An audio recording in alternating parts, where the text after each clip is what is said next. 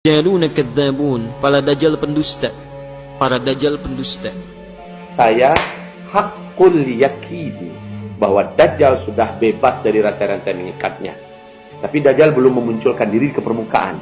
What we are living through now is an effort by the Antichrist to prepare himself for that moment when he is going to appear in person. And then from Jerusalem proclaim himself to be the Messiah. But he would not be the Messiah. He would be the false Messiah. Ingat, ada Al-Masih Ad-Dajjal, ada Dajjal saja. Kalau Al-Masih Ad-Dajjal itu makhluknya, makhluk penanda dunia berakhir. Tapi kalau Dajjal saja, jamaknya Dajjalun, itu artinya makhluk yang punya sebagian dari sifat Dajjal, bukan Dajjal aslinya. Setan-setan jahat yang berhasil diruqyah, mereka berkata bahwa sesungguhnya kami telah dilepaskan oleh Dajjal. Jadi kata Rasulullah SAW, Sulaiman itu semasa hidupnya Nabi Sulaiman kan memenjarakan setan-setan yang paling jahat. Setan-setan yang kuat dipenjarakan oleh Nabi Sulaiman, yang bisa membebaskannya hanyalah Dajjal. Sementara tanda-tanda Dajjal lepas dalam hadis-hadis Sahih Muslim sudah sepenuhnya terpenuhi. Sampai masanya nanti Nakhlu Baisan, buah korma yang ada di negeri Baisan akan mengering. Di saat itulah Dajjal tak lama akan keluar. Apakah hari ini Nakhlu Baisan masih berbuah? Masya Allah, tabarakallah, wal'iyadzubillah.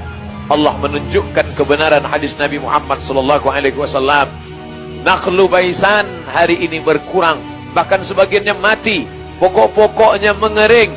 Bagi sesiapa yang tak percaya, pergilah ke Baisan, menyaksikan bagaimana batang-batang korma Baisan mengering dan mati. Padahal dulu semua mereka memakan buah korma ini seperti korma yang ada di kota Al-Madinah Al-Munawwarah. Lalu kemudian dia bertanya, bagaimana dengan Buhairah Tawariyah? Buhairah danau seperti Al-Bahrul Mayyit, letaknya di Palestin yang sedang dijajah oleh Israel laknatullah alaihim. Lalu mereka bertanya, apa yang terjadi dengan Buhairah Tabariyah? Masih adakah airnya? Maka orang-orang Arab ini menjawab, ya, airnya masih lagi banyak. Nanti sampai masanya ia akan mengering. Saat itulah Dajjal akan keluar. Subhanallah, Masya Allah, hari ini terjadi kekeringan yang luar biasa. Persediaan air Israel diantaranya adalah dari Buhairah Tabariyah, Danau Tiberias, dan itu sekarang sedang mengalami kekeringan yang luar biasa. Danau Tiberias atau Tabariyah sering dikaitkan dengan peristiwa akhir zaman dan tanda-tanda dekatnya kemunculan Dajjal. Danau yang juga menjadi salah satu tempat wisata ini mengalami penurunan debit air secara drastis. Beberapa pakar dan ilmuwan memprediksi bahwa danau ini hanya tinggal menunggu waktu untuk segera kering. Dalam sejarah, belum pernah terjadi Danau Tabariyah mengering atau menyusut. Sekalipun danau tersebut sejak dulu merupakan sumber pasokan utama kebutuhan air bersih penduduk di sekitarnya. Bahkan saat ini penduduk Palestina dan penjajah Israel masih memanfaatkan danau tersebut, mulai dari irigasi, pertanian, sanitasi, dan kebutuhan pokok rumah tangga.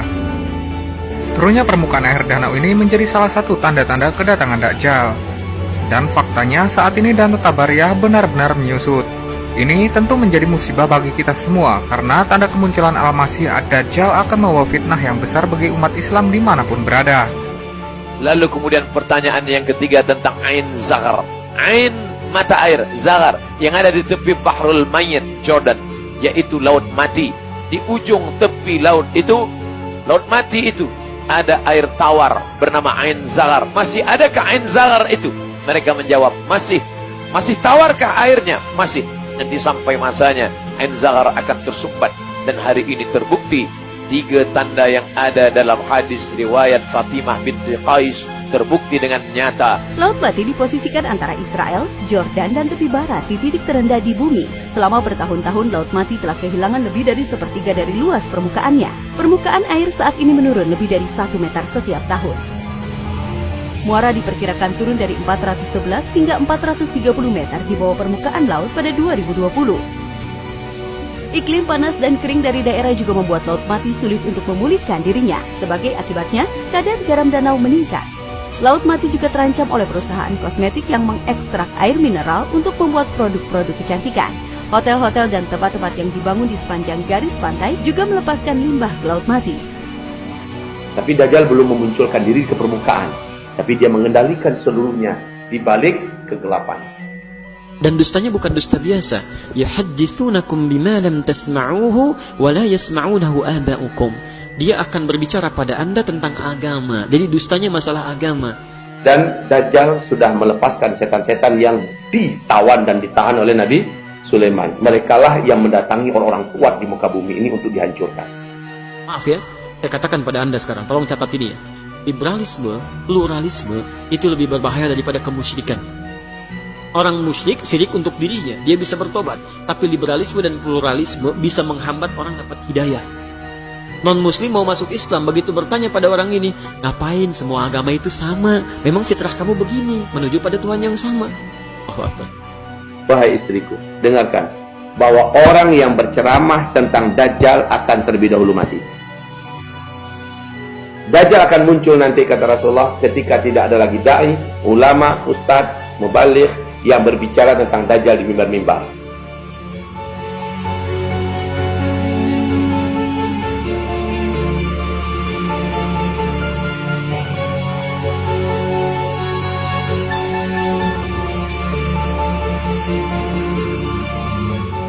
Masih banyak topik yang akan kita bahas. Silakan subscribe channel kami agar kita bisa lebih dekat dan bersama membahas berbagai topik menarik lainnya. Like bila Anda suka dan unlike saja bila Anda tidak suka dengan video seperti ini. Terima kasih telah menonton dan sampai jumpa.